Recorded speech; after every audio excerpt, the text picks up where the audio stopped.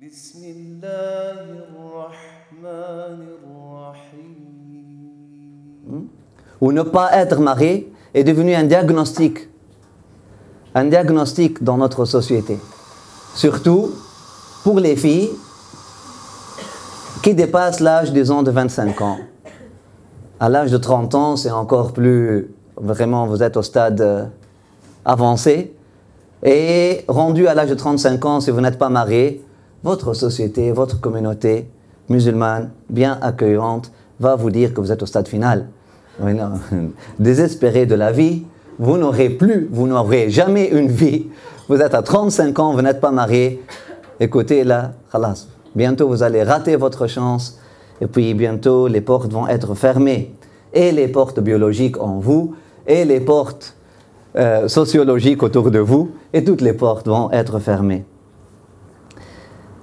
Je pense que quelque chose, cet état, comme vous avez vu, le titre se veut vraiment un peu ironique, afin de rire de cet état, afin de voir, parce que se regarder au miroir ou regarder les caricatures, etc., ça réveille en nous, ça nous fait regarder notre vérité de façon à ce que, là, on ne veut pas rester dans cet état-là.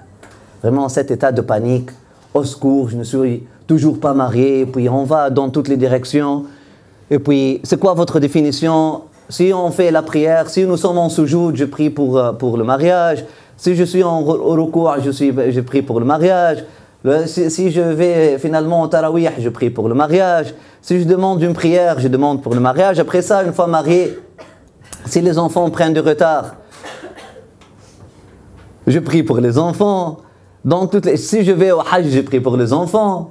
Il y a une personne qui m'a dit, il m'a appelé, Cheikh Hamdi, j'ai un très fort sentiment, il faut que tu ailles au hajj. Alhamdulillah, on est allé. Il m'a dit, non, pour les enfants. Je vais au hajj pour les enfants.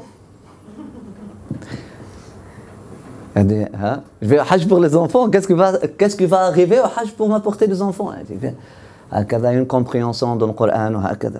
Dis beaucoup de istighfar. Pourquoi je dis beaucoup de istighfar? قلت استغفر ربكم إنه كان غفارا يرسل السماء عليكم مدرارا يمددكم بأموال وبنين. Je ferai istighfar juste pour avoir l'argent et les enfants. C'était le message que Sayyidina Nuh a donné aux kuffar. C'est le paradigme des gens qui n'ont pas une relation authentique avec Allah subhanahu wa ta'ala. Là, il leur dit, ok, demandez pardon à Dieu et là vous aurez une vie matérielle. Vous aurez une vie matérielle épanouie ou quelque chose comme ça. Mais pour le croyant, on ne fait pas istighfar pour demander quelque chose autre de Al-Jabbar subhanahu wa ta'ala.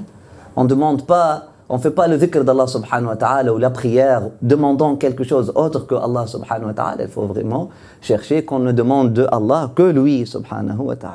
La ilaha illallah, la ilaha illallah, pour toi nous unissons nos voix pour que nous puissions prendre ta voix. La ilaha illallah, la ilaha illallah, pour toi nous unissons nos voix pour que nous puissions prendre ta voix. La ilaha illallah, la ilaha illallah, pour toi nous unissons nos voix pour que nous puissions prendre ta voix. La ilaha illallah, la ilaha illallah, pour toi nous unissons nos voix pour que nous puissions prendre ta voix.